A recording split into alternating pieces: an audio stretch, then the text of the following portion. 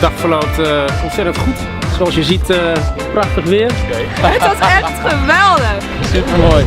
Over die rand heen en dan echt op een gegeven moment je benen loslaten. Dat is wel echt eventjes Voordeel tegen natuurlijk. Ja. Op het moment dat ze beneden aankomen is het toch al heel erg lyrisch en vol enthousiasme.